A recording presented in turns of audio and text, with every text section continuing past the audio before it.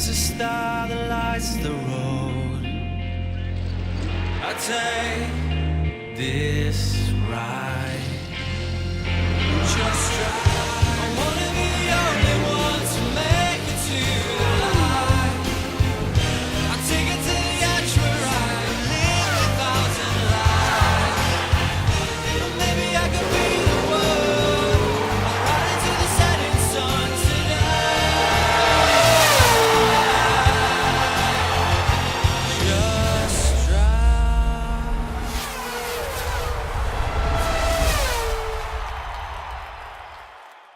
Hi, welcome back to Bahrain, and for the third day of the testing notebook. The big day, really. Lots of people have turned up from the FIA. Charlie Whiting's here. Team bosses have turned up. Christian Horner, Stefano Domenicali, Sam McLaren, Mercedes, and so it's really starting to get serious for Red Bull so far. We'll tell you all that about that later, because obviously you can see we have Guido van der Garde from Sauber and a steering wheel. So thank you very much for Sauber for letting us have a look. We're going to explain the functions of the new steering wheel. Hi Guido, you well? Yeah, I'm good. Very good, thank you. Well, listen, let's get into it straight away. There are a lot more, aren't there? There's a lot more to do for a driver this year. Yeah, much more. I mean, last year you had the basic stuff, more or less DRS and the curse. But this year, you have much more things to do, and it's not easy. I mean, I'm listening quite a lot on the radio, and I've been playing a little bit also in the factory with the steering wheel. I haven't driven yet with it, but it's not easy, let's say. So let's have a look. What do we start with? Let's start here. I mean, of course, you have the big rotaries on the side. This is a state of charge. It's how you boost with the new curse system, who's integrated in the engine, and how you charge as well back the battery as well. Okay. Then pit limiter, fairly easy. When you come in the pit, you have to press it, so you have the constant speed. Radio, quite easy as well. You press it once, you can speak, and then you have to press it off as well. The S1 and S2 we have on both sides. Those are quick shifts with some maps as well, which you can integrate it and you can use it quite quickly.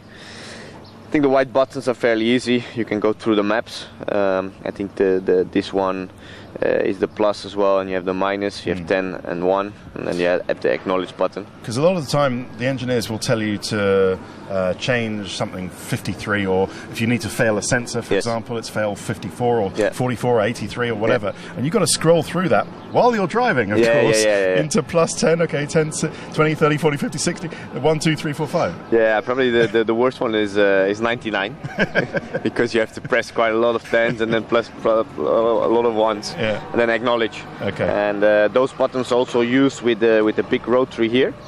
You can change also the plus and the minus, or the 1 and the 10. Okay, so that's a multifunction. That will go on to lots of different things that you can change, and then there's a specific change on here. What about some of the rotaries which are new on the side? On the side we have the pedal map. This is mainly for starts. You can change the pedal map. You can change it for driving as well, so it makes it a bit more easier with the pickup or the end of the throttle. So they quite use it as well, quite a lot. Quick function. Okay. OT? Overtake.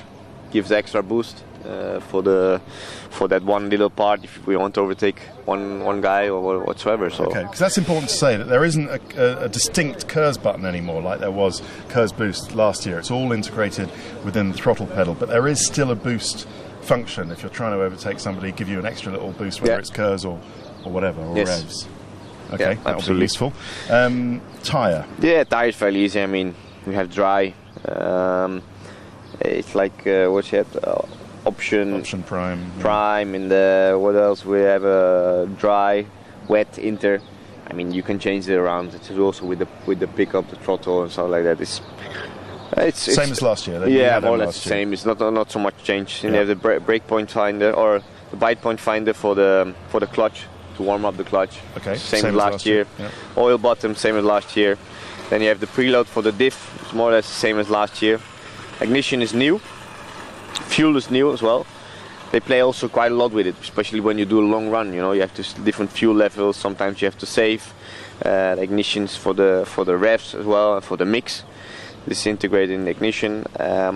you play a lot with those. I have to say, I was listening quite a lot on the radio, and it's a lot of tuning on for the driver on the steering wheel. Yeah, okay. We've been talking quite a lot about that, about fuel saving. Everyone's going to have to fuel save throughout the race, so you can lean out the engine on mixture, and then it's revs with ignition. But they're quite small, and yet I guess it's a quick shift. You can get it quickly to the one you want. Yeah, you don't have to then press an acknowledge button. No, it's just no, a quick, it's just quite a quick easy. change. I mean, the acknowledge button is more or less for the multifunction. Okay. But also this year we have the new dash. Yes, I'm glad you mentioned that, because before there was just a small one at the top that everybody had, and now it's a big one, much bigger little LCD screen. Yeah, it's much better. I think I saw it as well, and all the things you change, you can see straight away on the steering wheel.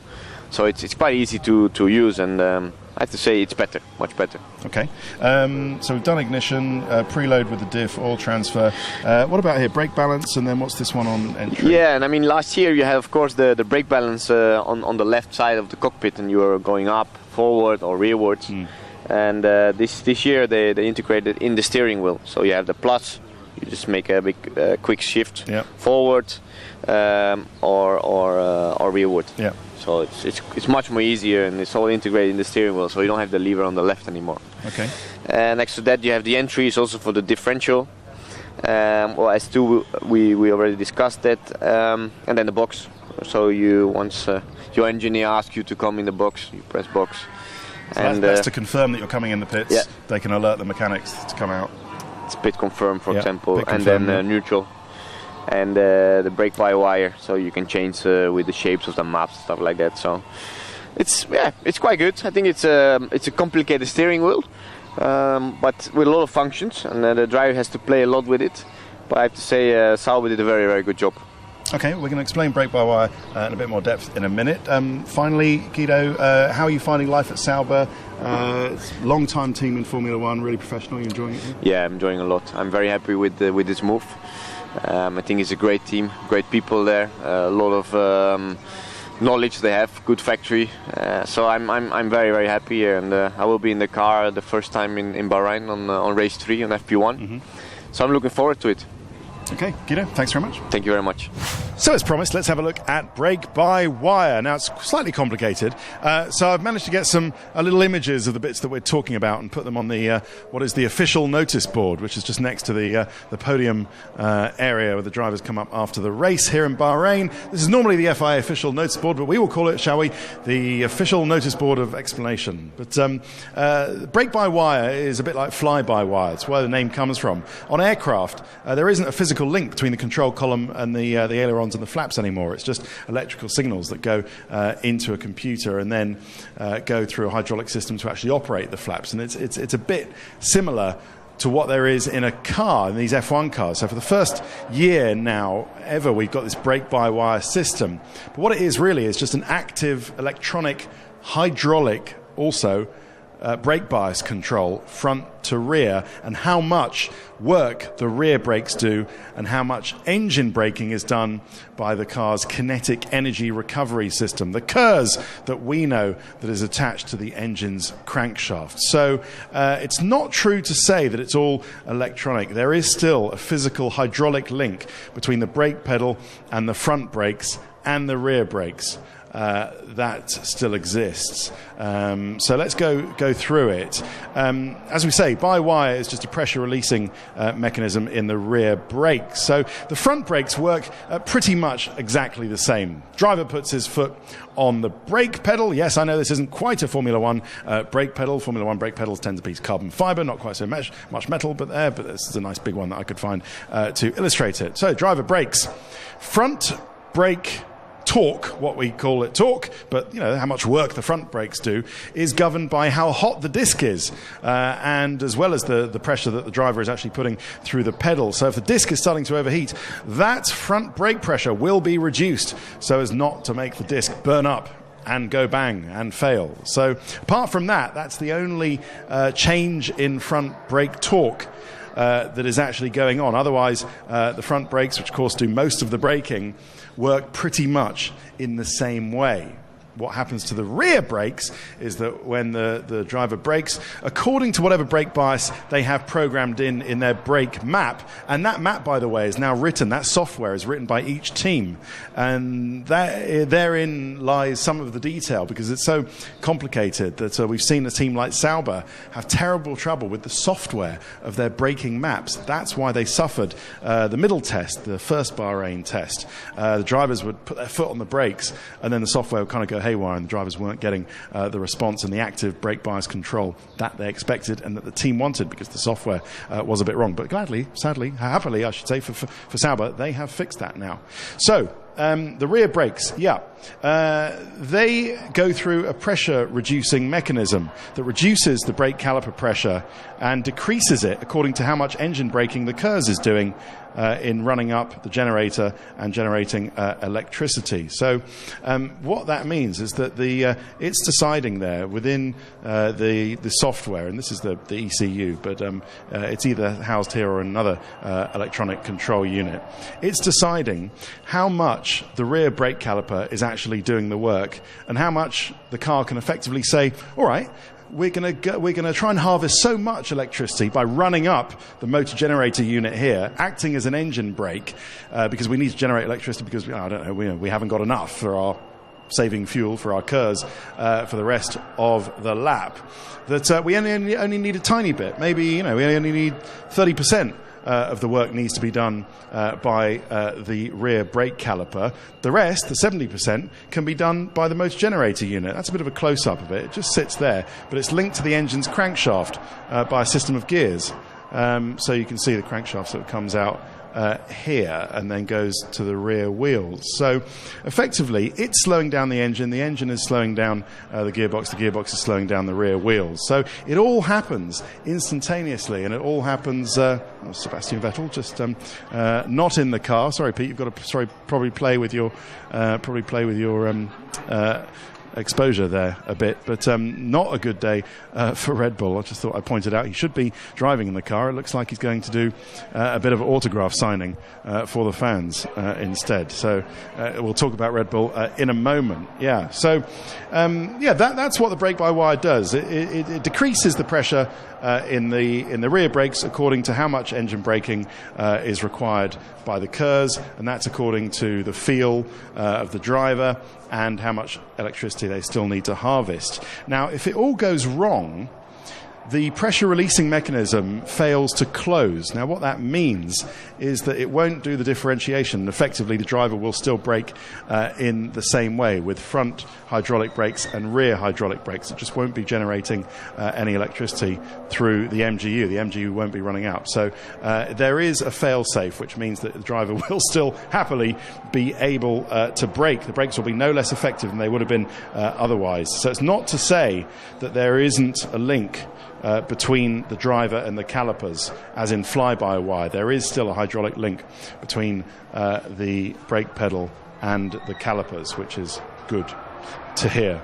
The final thing is, of course, how it works with the brake pedal. And apparently, so the drivers are saying it's very much like ABS on your road car. If they stamp on it and it's not perfectly tuned, they can feel the hydraulics coming in and out and trading brake pressure with the KERS unit there. And if it's a strange sensation, apparently, and they can feel the interference in the hydraulic brake circuit through their foot. And they're saying that until they get it absolutely right, until they tune this whole brake system to work in unison perfectly, it does tend to be a little sort of hyperactive. It's interesting how it's a very similar feeling to the ABS. When you put your foot on an ABS car, you can kind of feel some electronics doing some of the work for you. The idea, the engineers want the driver to feel exactly the same as he would have before. The harder you step on the brake pedal, the harder it brakes. But inevitably, that's not going to be quite the way it was in the past, and that's leading, as we've seen with many cars out here, to lots of brake lock-ups and difficulties under braking. Such a complicated system, and that explains hopefully how it works first, and secondly, why so many tuned. behind. They haven't quite figured out how much rear braking, how much front braking, and how much braking is being done by the KERS motor generator unit running up and acting as an engine brake. Right, in the next part of the notebook, I promise you, we'll see some cars.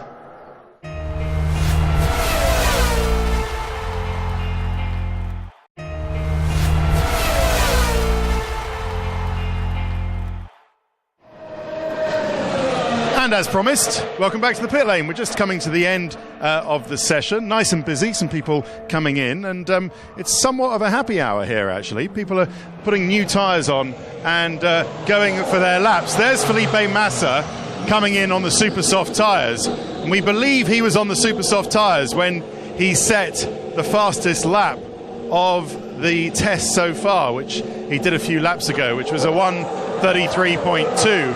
beating Nico Rosberg's previous fastest lap, which was very impressive to show that Williams are well up there in the timing pages and with the performance that they have. So that is really impressive. Let's see if anybody else is coming in, Pete. Well, I thought I'd start at the back to begin with. We talk about Caterham, and what a great lap a day from them. Reliable, and it was relatively quick with 110 laps on the board, and that is the most out of any Renault runner this test, which is really impressive. Pete, if you just want to come up here and get some cars as they come past the line. So 110, I think they might have even done some towards the end of the day. No, they didn't. Marcus Ericsson. Yeah, they did. 115 laps. Wow, okay. So Caterham have done some really good laps there. First Renault team to surpass 100 laps in a day. And it's really looking a lot better after what had been a dreadful test for them. As you can see, Ericsson is on the super soft tyre at the moment. His time isn't brilliant. It's a couple of seconds slower than the Marussia, but the Marussia has been doing 1:37's best times. Ericsson's bettered his own time of a 1:41 previously. He's got down into the 1:39s. We'll talk about Ferrari in a minute. It's been difficult going for Marcus Ericsson while he adapts to these cars and the increased power from GP2. But Caterham really finding that with the Toyota wind tunnel that they're running now, with the 60% wind tunnel, they're getting some great results instantly from that. And they're really pleased with the results that they're getting from the bigger scale wind tunnel that Toyota run in Cologne. They're going to do race simulations. They've done race simulations today. Tomorrow they're going to do some more qualifying simulations, so we'll get a clear readout of how quick Caterham are compared to Marussia. It looks like Kobayashi's going to be a little bit quicker than Marcus Ericsson, as you would expect to start off the season, but that'll be another interesting storyline to see how quickly Ericsson adapts. You're probably going to see Ericsson towards the back of the grid often enough throughout the few races. But as we wait for Mercedes, I'll tell you about Marussia. They did 78 laps the last time I looked, with a 1:37.0. Jules Bianchi again bettering his best time and really getting down there. So another positive day for Marussia. They've signed a new director, partnership director, Luca Colliani, a man who I've got into battle, figuratively speaking, with over the years when he was the head of communications at Ferrari. But I tell you, he's a man who's certainly committed to his cause. Nico Rosberg comes in also on the super soft tyre. And one thing you can say about Luca Colliani, he will fight for whoever he's working for. Heat-soaked test here for... Oh, it's a check of reverse. I love this. This always amuses me. It's always best when the driver can actually reverse it back into the garage with full lock-on. I remember someone did that a few years ago. They came and parked not in the pit box like that, Pete, but out in the front here. If I can just come show you. If you can find me, Pete. They come out, they went into there, and the driver, I can't remember who it was, actually reversed back into the pit box. All right, you can go back onto Rosberg now. That was, it's always fun when they prove that reverse gear is working. Just want to see if Williams actually stayed P1, but we've already talked about them. A few little aero updates, some winglets added to their mirrors, but a great lap from Felipe Massa, albeit on the super soft tyre, we believe, with a 33.2. Toro Rosso, better work for them. New nose cone with a sort of dimpled top and a new nose itself. You might as well, Pete, go on to the Ferrari. The nose itself is less banana and sort of more Gonzo's nose out of the Muppet Show, sort of eagle hooked nose. It's interesting. Let's just say the change to the nose hasn't been on aesthetic grounds. It hasn't got much better aesthetically, but still. It is a change, and it will probably make the car go faster. But they also did a super soft sort of qualifying run. Kvyat got down from a 37.5 to a 36.1 on the super soft, so that wasn't too bad. Sauber, Adrian Sutil, seemingly the only man who had a worse day than Sebastian Vettel today. They had a fire after their first installation lap in the car. It did quite a lot of damage. To fix it, and so much so that they decided to abandon work halfway through the day and just concentrate on getting it all fixed for tomorrow. So the times did, now I've found a timing monitor, end up as Massa quickest with that time we spoke about, the 33.2, followed by Rosberg, Raikkonen, Magnussen, Kvyat, Hulkenberg, Bianchi, Ericsson, Grosjean, who we'll get onto in a minute, Sutil with just that one outlap, and Sebastian Vettel. So we'll talk about Sebastian Vettel in just a moment. But another great day for Force India and for the Hulk, with a whacking great 100 laps or so. Hulkenberg did 115 laps. Yeah, so great effort from Force India. They are fast, they are reliable. How many times do we have to say it? Force India looking good. As are McLaren, I think we should say. Not the best news that Jenson Button said yesterday, that the new parts that they'd hoped they'd have for the last 2 days of this test haven't made it here in time. Reason unknown. Either they weren't ready or they couldn't get them out here in time. And so the new parts, all the new aero bits, will be debuted in First Practice 1 in Australia. Another reason for you to get up early in the morning and tune into First Practice 1 with us in Australia, which should be good. But otherwise, a decent enough day with Kevin Magnussen for McLaren. Where should we talk about next? How about Lotus? Another bad day.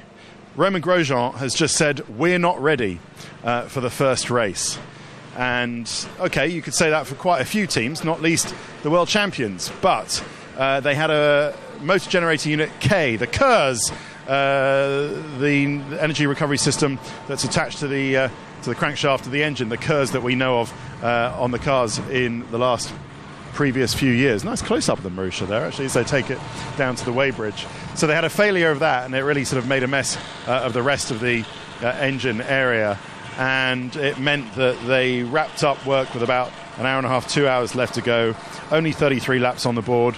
Fastest time of a Grosjean, 142.1, and 33 laps, yeah. So another bad day. Lotus say they're not ready, and they're all in a bit of a state, but they're not alone on that.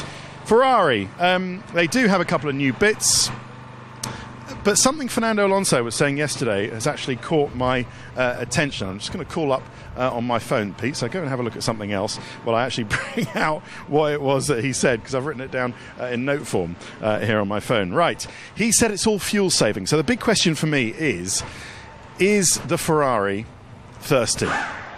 It seems to be all the messages we're getting is that it's just a little bit more thirsty than the Mercedes, because Fernando was talking about how much of his preparation in the winter has been in the simulator and focused on saving fuel. He said a couple of interesting things. He said, I've never had to worry about how much fuel the start uses. We use at the start, or indeed how much we use in a pit stop, because that's always been factored in. We've always had plenty of fuel to use, but now we do need to worry about that. How much fuel we're using with our great starts, and how much we have to use, and how much we have to conserve getting away quickly from the pit stops. So that's much of the fuel-saving efforts that they have to do. And that's been much of the winter preparation, is getting used to in the simulator fuel saving. He also said the cars are very complicated to drive. Thinking drivers, come on Pete, let's go back down towards the busy end, shall we? We've spoken about Toro Rosso. The drivers who can think about things and have that capacity as well as drive fast will win. Development will be key throughout the season, of course it always is. They reckon they're going to find at least 3 or 4 seconds throughout the season. So the cars, you know, we're used to with Formula One in previous years, we're used to seeing just maybe a few tenths, maybe a couple of seconds. They think they're going to find 4 or 5 seconds worth of improvement from Melbourne to Abu Dhabi at the end of the season.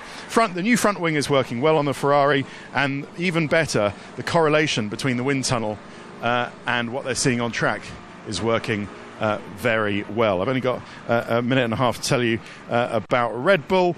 Mercedes, I should say, next. Now that they're next to Red Bull in the pit lane, they're getting full-on experience of what Red Bull's mechanics' music choice is. And some of the Mercedes people aren't too impressed, and now they're sort of the downside of moving further up the pit lane. They're now next to the champions Red Bull, and they're finding out that their pumping music really isn't to their taste, which is quite funny. But they've had a decent day, have Mercedes. A couple of more little barge boards on their side pods, but we'll show you about them. Hello, in Development Corner tomorrow. And Red Bull, finally, they're 10 days behind, says Christian Horner. Weeks behind, but we'll see who's right on that when we get to Australia. Christian Horner says, well, no, I have no idea when we'll catch up. But I keep coming back to last year. You know, did alarm bells not ring when they were wiping the floor with everybody else and so much faster? Did they not think, hang on, what's going on here? Clearly, at the time, everybody else had just given up on 2013 and was concentrating on 2014. Did they not think, Red Bull, okay, hello, we should stop bringing things to the track for this season and concentrate 100% on 2014? Anyway, just a thought. I did see, it'll be interesting, funnily enough, Ricciardo's had a better testing than Sebastian Vettel. Ricciardo had the good day yesterday, lots of laps, and then Sebastian Vettel's really had the bad luck in terms of testing mileage. Just hasn't worked out for him, but he's keeping his chin up. That'll be another interesting story to see how Sebastian Vettel reacts to not being at the top. I saw him myself, said hello to him. He said, how are you? I said, I'm fine. I said, how are you? He said, well, I've had better days.